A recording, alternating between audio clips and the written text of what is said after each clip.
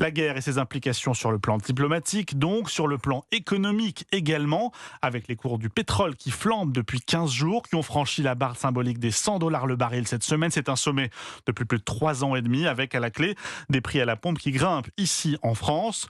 Dans ce contexte, les constructeurs automobiles veulent mettre en avant leurs modèles électriques et hybrides, avec ce week-end une opération porte ouverte en concession et des conditions d'achat et de reprise particulièrement attractives, si bien que beaucoup d'automobilistes envisagent de franchir le pas. Reportage pour Europe 1 près de Bordeaux avec Stéphane Place.